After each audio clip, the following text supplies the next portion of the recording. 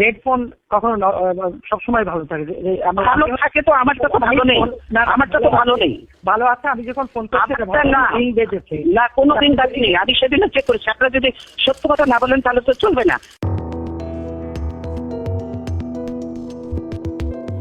দুজনের মধ্যে এই টেলিফোন আলাপ একটা ধারণা দেয় যে সম্পর্ক কতটা তিক্ত হয়েছে। কিন্তু এই তিক্ত হবার পেছনে কারণটা কি? চলুন একটু পেছনে ফিরে দেখা যাক। শেখ হাসিনা এবং তার দল মনে করে শেখ মুজিব হত্যাকাণ্ডের নেপথ্যে রয়েছে জিয়াউর রহমান, যদিও বিএনপি বরাবরই এটি অস্বীকার করে। শেখ হাসিনা যুক্তি হচ্ছে, শেখ মুজিবুর রহমান হত্যাকারীদের বিচার না করে খালেদা জিয়ার স্বামী জিয়াউর রহমান তাদের বিভিন্ন দূতাবাসে বিদেশে চাকরি দিয়ে পুরস্কৃত করেছেন। তারপরেও 1990 সাল পর্যন্ত শেখ হাসিনা এবং খালেদা জিয়ার মধ্যকার সম্পর্ক একেবারে খারাপ ছিল না।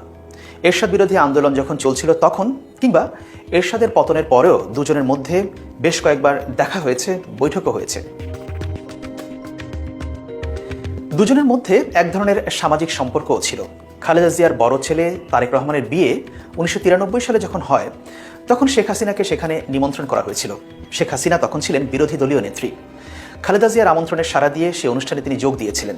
তারেক রহমান এবং তার নববধূর সাথে বিয়ের অনুষ্ঠানে হাস্যোজ্জ্বল ছবি দেখা গেছে শেখ হাসিনার সাথে। অনেকে মনে করেন এই দুজনের মধ্যে সম্পর্ক যে তিক্ততার পর্যায়ে পৌঁছেছে সেটি যতটা না রাজনৈতিক, তার চেয়ে বেশি হচ্ছে ব্যক্তিগত। কিন্তু খালেদা জিয়া এবং শেখ হাসিনা তারা দুজনেই বরাবরই বলেছেন এখানে ব্যক্তিগত রেষারেষির কোনো জায়গা নেই, বিষয়টি পুরোটাই রাজনৈতিক মতাদর্শের বিষয়। যে দিনটিতে শেখ হাসিনার বাবা শেখ মুজিবুর রহমানকে হত্যা করা হয়, অর্থাৎ সেই 15ই আগস্ট খালেদা জিয়ার জন্মদিন পালন দুজনের মধ্যে যথেষ্ট তিক্ততার জন্ম দিয়েছে, তাতে কোনো সন্দেহ নেই। শেখ হাসিনা একবার মন্তব্য করেছিলেন, খালেদা জিয়া 15ই আগস্ট যখন কেক কাটেন তখন বিষয়টি তার কাছে বুকে ছুরি চালানোর মতো মনে হয়। যদিও খালেদা জিয়া এবং বিএনপির তরফ থেকে বরাবরই দাবি করা হয়েছে 15ই আগস্টই হচ্ছে তার জন্মদিন। 2004 সালের 21শে আগস্ট শেখ হাসিনার সমাবেশে গ্রেনেড হামলা চালানো হয়। অভিযোগ উঠেছে শেখ হাসিনা এবং আওয়ামী লীগের শীর্ষ নেতৃত্বকে হত্যা করার জন্যই ছিল এই হামলা। শেখ হাসিনা অভিযোগ করেন তাকে হত্যার মাধ্যমে খালেদা জিয়া তার রাজনৈতিক পথকে মসৃণ করার জন্যই এই হত্যাকাণ্ডের চেষ্টা চালিয়েছিলেন, যদিও বিএনপির তরফ থেকে এটি বারবারই অস্বীকার করা হয়েছে। কিন্তু এই বিষয়টি নিয়ে কোনো সুষ্ঠু তদন্ত না হওয়ায় এই অভিযোগ আরও জোরালো হয়েছে তৎকালীন বিএনপি সরকারের বিরুদ্ধে।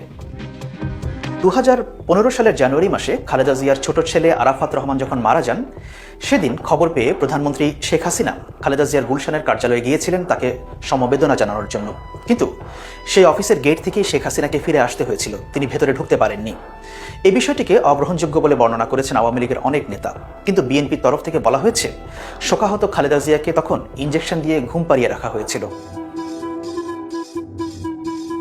2008 সালে সেনা সমর্থিত তত্ত্বাবধায়ক সরকারের একেবারে শেষের দিকে এসে সেনানিবাসের এক অনুষ্ঠানে খালেদা জিয়া এবং শেখ হাসিনার মধ্যে সাক্ষাৎ হয়েছিল। ধারণা করা হয় তৎকালীন সেনাবাহিনীর কিছু ঊর্ধ্বতন কর্মকর্তা এর পেছনে ভূমিকা রেখেছিলেন।